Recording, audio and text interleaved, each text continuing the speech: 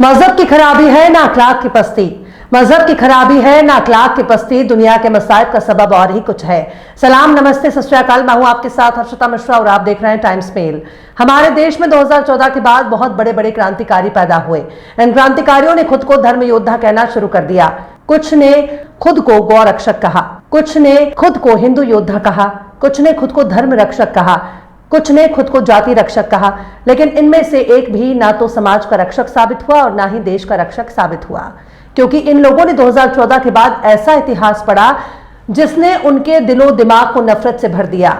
आज ये हालत हो गई है कि जिन लोगों को रोजगार तलाशने की जरूरत थी, आज वो खुद को हिंदू रक्षक कह रहे हैं। जिन बेरोजगारों के पास कोई रोजगार नहीं, वो खुद को गौरक्षक कह रहे हैं। खुद की माता आश्रमों में धक्के खा रही हैं, बेटा नकारा सड़क पर घूम रहा है, 4 पैसे कमाने की औकात नहीं, मेहनत मजदूरी कर नहीं सकता, हाथ में कोई हुनर नहीं, डिग्री की कोई हैसियत नहीं, और बेटा सड़क पर घूम घूम कर कह रहा है कि हम गौमाता की रक्षा करेंगे। खुद का जेब खर्च कर चलाने के लिए नेताओं की रैली में नारा लगाना पड़ता है। मोबाइल को रिचार्ज करने के लिए इनको IT सेल के 2 रुपये ट्वीट के भरोसे बैठना पड़ता है।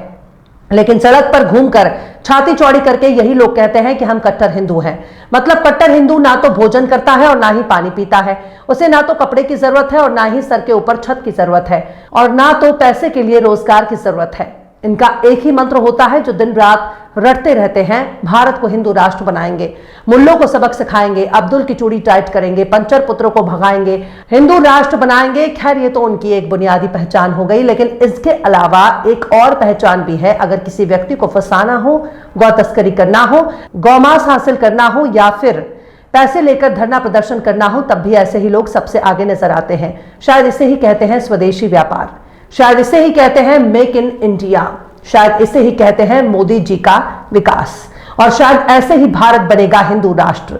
क्योंकि उत्तर प्रदेश के सहारनपुर में पुलिस ने एक हिंदूवादी कट्टर सनातनी को गिरफ्तार किया है, जो शख्स इतना बड़ा सनातनी है कि इसने एक संगठन भी बना रखा है। नाम सुनेंगे तो चौंक जाएंगे।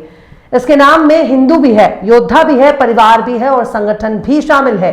संगठन का नाम है हिंदू योद्धा परिवार संगठन, और इस संगठन को चलाने वाले शख्स का नाम है विश्व सिंह कंबोज।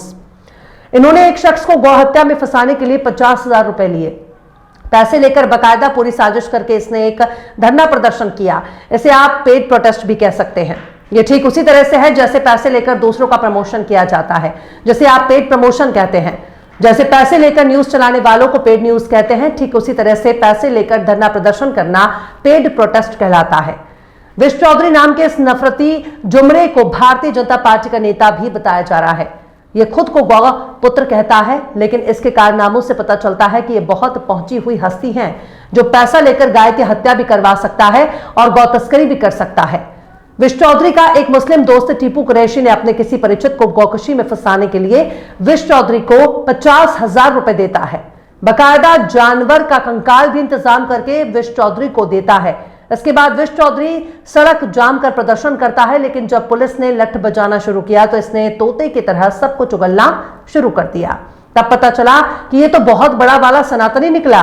पुलिस जब हाईवे जाम करने वाले विश्व चौधरी को हटाने के लिए पहुंचती है, तब इसने पुलिस वालों से बदतमीजी भी की। बाद में जब पुलिस ने इसकी चूड़ी टाइट करना शुरू किया, तब पता चला कि हिंदू योद्धा परिवार के संस्थापक चौधरी विश्व सिंह कंबोज ने कबूल किया कि हाँ, वो तो ये जानता था कि उसके जरिए किए गए काम से बहुत बड़ा हिंदू मुस्लिम दंगा भड़क सकता था और पुलिस को भी काफी नुकसान हो जाता। वो अपनी इस करतूत को गलती मानता है। बकायदा सहारनपुर पुलिस ने बताया है कि विश्व सिंह कंबोज अपने साथियों के साथ मिलकर पुराने मृत पशुओं के सिर के कंकाल अंबाला हाईवे के पास रखकर सड़क जाम कर देता है। जाम हटाने गए पुलिस से भी बदसलूकी करता है। इसने धर्मों के बीच दुश्मनी फैलाने और जनता में शांति भंग करने के मकसद से हाईवे पर जाम लगाया। इसके पास से डंडे और पशुओं के सिर के कंकाल बरामद हुए। इसने इस बात को कबूल किया है कि टीपू कुरैशी के किसी परिचित को फंसाने के लिए टीपू कुरैशी से इसने 50,000 रुपए लिए थे। इसने यह भी कबूल किया कि उसे यह बात अच्छी तरह से मालूम थी कि उसकी इस हरकत से हिंदू और मुस्लिम के बीच दंगा भड़क सकता है और पुलिस का भी नुकसान हो सकता था।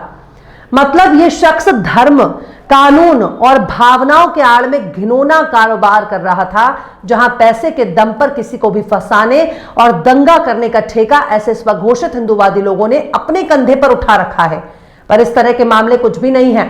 अगर मीडिया रिपोर्ट से न्यूज चैनलों की खबरों और अखबारों में झांक कर देखा जाए तो पता चलता है कि इस तरह के कट्टर हिंदूवादी नेता कई बार गिरफ्तार हो चुके हैं और धर्म आस्था की आड़ में गोरख धंधा चला रहे हैं। खासकर बजरंग दल का तो नाम आपने बखूबी सुना होगा। ये विश्व हिंदू परिषद का यूथ विंग है। ये खुद को बहुत बड़ा हिंदू रक्षक कहता है और गौरक्षा के धंधे में भी पाया जाता है। लेकिन आप सोचिए कि आज के वक्त में कोई भी शख्स अपने पड़ोसी से 4 शब्द इसलिए नहीं बोल सकता क्योंकि उसके पास समय नहीं है। कोई शख्स अपने परिवार को इसलिए समय नहीं दे पा रहा क्योंकि उसके पास समय नहीं है। पर बजरंग दल वाले कितनी फुर्सत में होते हैं कि रात भर गौरक्षा करते हैं, हाईवे की निगरानी करते हैं, उनके पास असलहे भी होते हैं, गाड़ी का खर्चा, बंदूक की गोली और मुखबिर की तनख्वाह, आखिर इनके पास ये सब कहां से आ रहा है और ये कितने फुर्सत में है कि दिन रात एक और रक्षा करते रहते हैं। इन तमाम सवालों का जवाब आपको सिर्फ एक ही खबर से मिल जाएगा। फरवरी 2024 को उत्तर प्रदेश के ही मुरादाबाद से खबर निकलकर सामने आती है कि गौ हत्या के आरोप में बजरंग दल नेता समेत 6 लोगों को गिरफ्तार किया गया। बजरंग दल का जिला अध्यक्ष सुमित उर्फ मोनू बिश्नोई खुद को गौरक्षक बताता था और वही गोकशी का मुख्य आरोपी निकला। बकायदा पुलिस ने बताया कि कावड़ यात्रा पथ पर गौवंश के अवशेष मिले थे, जिसे लेकर काफी हंगामा और बवाल हुआ। इसके कुछ ही दिन बाद इसी तरह की एक घटना देखने को मिली जहां चेतरामपुर गांव में गौवंश पड़ा मिला। इस घटना के खिलाफ बजरंग दल के कार्यकर्ताओं ने थाने का घेराव कर जमकर हंगामा किया। इन दोनों ही घटनाओं की सूचना बजरंग दल वालों ने पुलिस को दी, लेकिन जब पुलिस ने काफी शिद्दत के साथ इस घटना की छानबीन की तब पता चला कि जो लोग कोकाशी के विरोध में प्रदर्शन कर रहे थे वही लोग गौकशी में शामिल थे, जिन्हें पुलिस ने गिरफ्तार कर लिया। मतलब बजरंग दल समाज में नफरत फैलाने और भाईचारे को खराब करने के लिए कोई भी काम कर सकता है। इस घटना में भी पैसे लेकर दूसरे को फंसाने के लिए कांवड़ यात्रा के रास्ते में गौवंश को रखा गया था। इसी तरह से अप्रैल 2022 में अयोध्या पुलिस ने खुलासा किया कि जालीदार टोपी लगाकर हाथ में मास्क लेकर अयोध्या में दंगे की साजिश करने वाला महेश मिश्रा को उसकी टीम के साथ गिरफ्तार कर लिया गया। पुलिस ने बताया कि इन लोगों ने इलाके का माहौल खराब करने के लिए जालीदार टोपी का इस्तेमाल किया, आपत्तिजनक परिचय और धार्मिक स्थलों पर मास्क के टुकड़े फेंके। ये लोग चाहते थे कि ईद में इलाके का माहौल खराब हो जाए। खैर, ये जरूरी नहीं है कि किसी शख्स की पहचान उसके जालीदार टोपी और पहनावे को देखकर की जाए। अपराध करने वाला बहुत शातिर होता है, उसे मालूम है कि कानून को कैसे गुमराह किया जाता है। ऐसे धर्म योद्धाओं से देश की भोली भाली जनता को दूर रहने की जरूरत है।